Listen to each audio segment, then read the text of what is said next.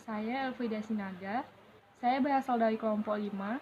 Saya akan membacakan hasil presentasi kami yang berbentuk video dengan judul Perlindungan Konsumen. Pengertian perlindungan konsumen. Konsumen adalah setiap orang pemakai barang dan atau jasa yang tersedia dalam masyarakat, baik kepentingan diri sendiri, keluarga, dan orang lain. Perlindungan konsumen adalah perangkat hukum yang diciptakan untuk melindungi dan terpenuhinya hak konsumen. Pengertian konsumen menurut UU Perlindungan Konsumen sesungguhnya dapat terbagi dalam 3 bagian, terdiri atas 1. Konsumen dalam arti umum, yaitu pemakai, pengguna, dan atau pemanfaat barang dan atau jasa untuk tujuan tertentu. Yang kedua, konsumen antara, yaitu pemakai, pengguna, dan atau pemanfaat barang dan atau jasa untuk diproduksi menjadi barang atau jasa lain atau untuk memperdagangkannya dengan tujuan komersial. Konsumen antara ini sama dengan pelaku usaha. Yang ketiga, konsumen akhir, yaitu pemakai, pengguna dan atau pemanfaat barang dan atau jasa konsumen untuk memenuhi kebutuhan diri sendiri, keluarga, atau rumah tangganya, dan tidak untuk diperdagangkan kembali. Hak dan kewajiban konsumen. Hak konsumen berdasarkan Undang-Undang Perlindungan Konsumen Pasal 4. Pertama, hak atas kenyamanan dan keamanan. Yang kedua, hak untuk memilih barang atau jasa sesuai nilai tukar. Yang ketiga, hak atas informasi yang benar, jelas, dan jujur. Yang keempat, hak untuk didengar pendapat keluhannya atas barang atau jasa yang digunakan. Yang kelima, hak untuk mendapatkan pembinaan dan pendidikan konsumen. Kewajiban konsumen. 1. Membaca atau mengikuti petunjuk informasi dan prosedur pemakaian atau pemanfaatan barang dan atau jasa. Yang kedua, beritikat baik dalam melakukan transaksi pembelian barang dan atau jasa. Yang ketiga, membayar sesuai dengan nilai tukar yang disepakati. Yang keempat, mengikuti upaya penyelesaian hukum sengketa perlindungan konsumen secara patut. Hak pelaku usaha. 1. Hak untuk menerima pembayaran yang sesuai dengan kesepakatan mengenai kondisi dan nilai tukar barang dan atau jasa yang diperdagangkan. Yang kedua, hak untuk mendapat perlindungan hukum dari tindakan konsumen yang beritikat tidak baik. Yang ketiga, hak untuk melakukan pembelaan diri sepatutnya di dalam penyelesaian hukum sengketa konsumen. Yang keempat, hak untuk rehabilitasi nama baik apabila terbukti secara hukum bahwa kerugian konsumen tidak diakibatkan oleh barang dan atau jasa yang diperdagangkan. Yang kelima, hak-hak yang diatur dalam ketentuan peraturan perundang-undangan lainnya. Terima kasih. Pembahasan selanjutnya yaitu mengenai kewajiban pelaku usaha. Ada beberapa kewajiban pelaku usaha. Yang pertama, beritikat baik dalam melakukan kegiatan usahanya. Yang kedua, memberikan kesempatan kepada konsumen untuk menguji atau mencoba barang atau jasa tertentu, serta memberi jaminan atau garansi atas barang yang dibuat atau yang diperdagangkan. Yang ketiga, memberikan informasi yang benar, jelas, dan jujur mengenai kondisi dan jaminan barang atau jasa, serta memberi penjelasan penggunaan, perbaikan, dan pemeliharaan. Kemudian, memperlakukan atau melayani konsumen secara benar dan jujur, serta tidak diskriminatif. Yang kelima, menjamin mutu barang atau jasa yang diproduksi atau yang diperdagangkan berdasarkan ketentuan standar mutu barang atau jasa yang berlaku. Hak dan kewajiban pelaku usaha atau pengusaha ini diatur dalam pasal 6 dan 7 Undang-Undang Nomor 8 Tahun 1999. Selanjutnya, mengenai asas dan tujuan perlindungan konsumen. Asas perlindungan konsumen. Berdasarkan Undang-Undang Perlindungan Konsumen Pasal 2, ada 5 asas perlindungan konsumen. Yang pertama, asas manfaat. Maksud dari asas ini adalah untuk mengamanatkan bahwa segala upaya dalam penyelenggaraan perlindungan konsumen harus memberikan manfaat yang sebesar-besarnya bagi kepentingan konsumen dan pelaku usaha secara keseluruhan. Yang kedua, asas keadilan. Asas ini dimaksudkan agar partisipasi seluruh rakyat bisa diwujudkan secara maksimal dan memberikan kesempatan kepada konsumen dan pelaku usaha untuk memperoleh haknya dan melaksanakan kewajiban secara adil. Asas yang ketiga yaitu asas keseimbangan. Asas ini dimaksudkan untuk memberikan keseimbangan antara kepentingan konsumen, pelaku usaha, dan pemerintah dalam arti material maupun spiritual. Asas yang keempat yaitu asas keamanan dan keselamatan konsumen.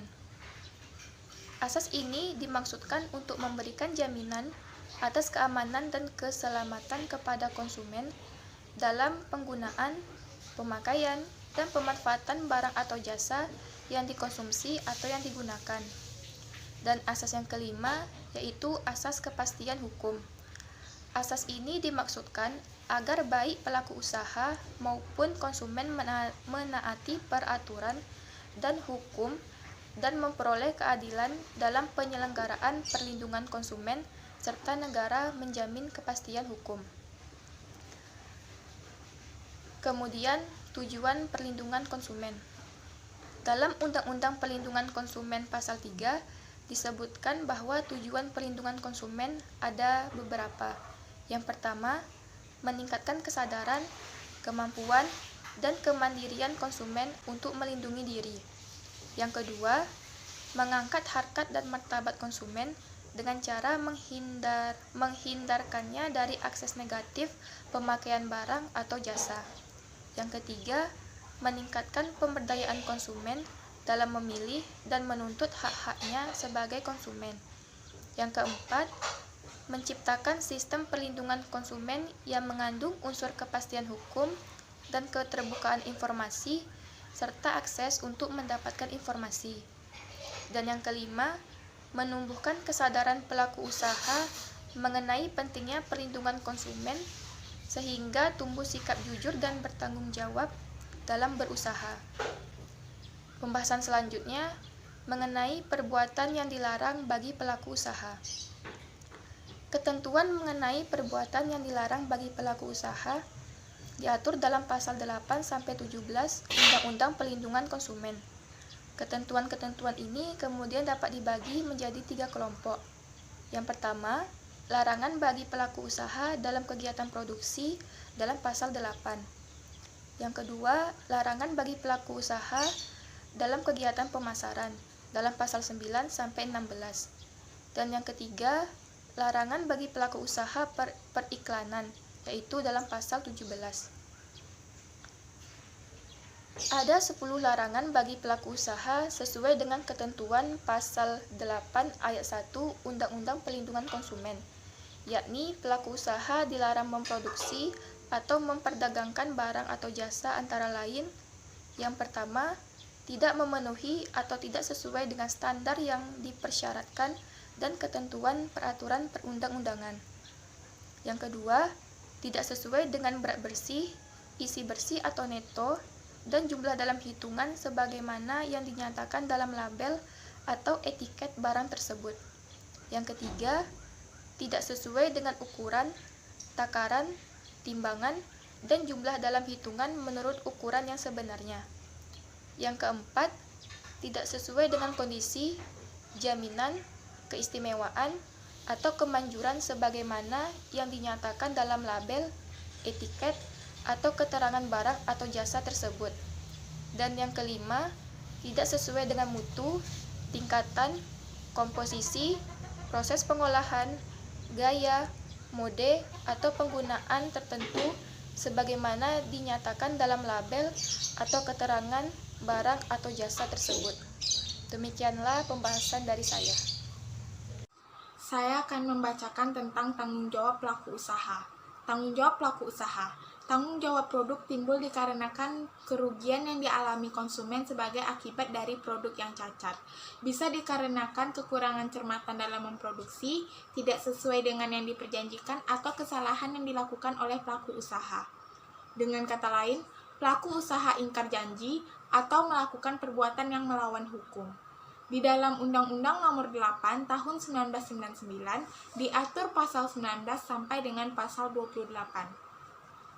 Di dalam pasal 27 disebut hal-hal yang membebaskan pelaku usaha dari tanggung jawab atas kerugian yang diderita konsumen apabila yang pertama, barang tersebut terbukti seharusnya tidak diedarkan atau tidak dimaksud untuk diedarkan. Yang kedua, cacat barang timbul pada kemudian hari.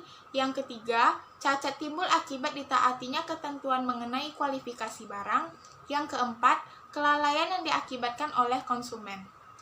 Sanksi bagi pelaku usaha. Yang pertama, sanksi perdata. Ganti rugi dalam bentuk pengembalian uang, penggantian barang, perawatan kesehatan, dan pemberian santunan. Ganti rugi diberikan dalam tenggang waktu 7 hari setelah tanggal transaksi. Lalu yang kedua, sanksi pidana berupa kurungan, yaitu yang pertama, penjara 5 tahun atau denda 2 miliar rupiah, pasal 8, 9, 10, 13 ayat 2, 15, 17 ayat 1, huruf A, B, C, dan E, dan pasal 18. Yang kedua, penjara 2 tahun atau denda 500 juta rupiah, pasal 11, 12, 13 ayat 1, 14, 16, dan 17 ayat 1, huruf D dan F. Contoh kasus perlindungan konsumen dan penyelesaiannya. Contoh kasusnya yaitu mie berformalin dari Bekasi dijual di Jakarta dan Bogor. Belasan ton mie berformalin setiap hari dijual di beberapa pasar di Jakarta dan Bogor. Di Jakarta, mie dijual di sejumlah pasar di Jakarta Timur, antara lain Pasar Bulak Klender dan Pasar Gapok. Pelaku produsen mie berformalin tidak hanya satu orang, kata Kepala Dinas Koperasi, Usaha Mikro, Kecil, Menengah, dan Perdagangan atau KUMKMP DKI Jakarta, yaitu Irwandi pada Jumat 5 Agustus 2016. Dinas Koperasi menangkap Gunawan, warga yang membuat mie berformalin di rumahnya di RT 3 RW 3 Kandang Monyet, Desa Taman Rahayu, Kecamatan Setu, Bekasi. Di tempat itu, Gunawan membuat minimal 3 ton mie berformalin setiap hari. Gunawan menjualnya secara eceran ke beberapa pasar di Jakarta Timur. Dia mengecer barang dagangannya 10-20 kg per lokasi, ujar Irwandi. Bahan makanan yang diformalin seperti mie dan tahu, rata-rata semua produsen di Bekasi merendam makanan itu dengan zat formalin. Gunawan mengaku telah menjual mie berformalin dalam 10 bulan terakhir. Usaha itu dilakoni Gunawan setelah membeli dari orang lain. Dari tangan dia, Irwandi menyita 1 mobil pickup dan mie formalin seberat 1,5 ton. Dalam waktu dekat, pemerintah DKI Jakarta serta Dinas Perindustrian dan Perdagangan Bekasi bakal menggelar razia bersama. Mereka akan menangkap dan menutup semua usaha yang menggunakan bahan berbahaya. Kami sedang rencanakan dengan pemerintah Bekasi, tutur Irwandi. Kasus mie formalin ini ditemukan Irwandi akhir pekan lalu di Pasar Klender, Jakarta Timur. Menurut dia, ada kemungkinan pelaku menjual di sejumlah pasar lain di Jakarta. Pelaku mengirimkan mie itu menggunakan mobil pickup setiap hari. Mie tersebut terbukti memiliki kandungan formalin dengan kadar 1.300. Jumlah ini lebih banyak dibanding dengan kadar formalin rata-rata yang hanya 700. Dia menduga mie tidak hanya disiram formalin, tapi direndam dengan cairan berbahaya itu. Dia mengatakan, mie berformalin itu terlihat lebih mengkilat dibanding mie pada umumnya. Kata dia, jika tidak menggunakan formalin, mie hanya bertahan sehari.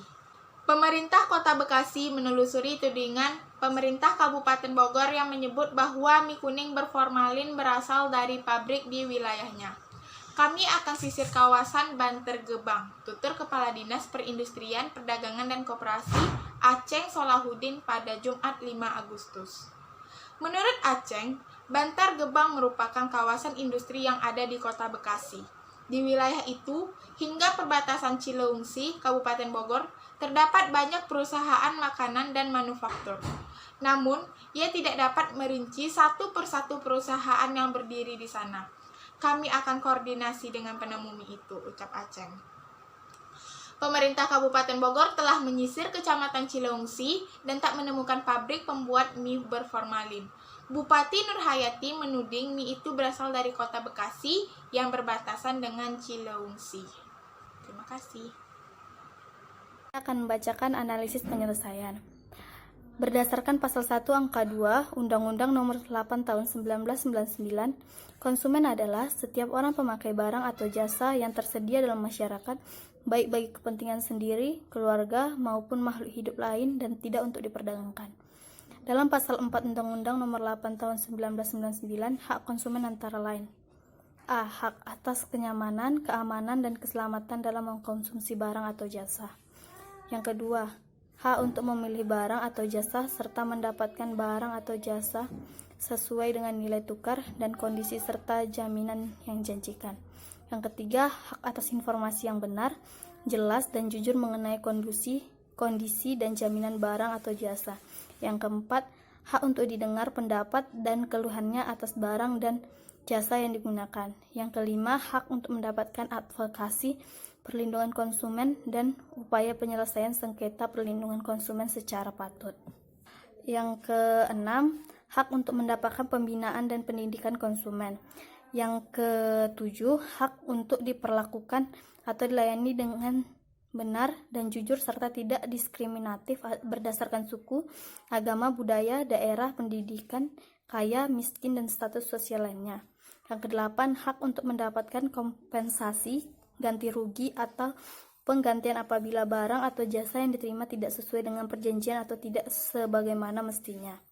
Yang kesembilan, hak-hak yang diatur dalam ketentuan peraturan perundang-undangan lainnya.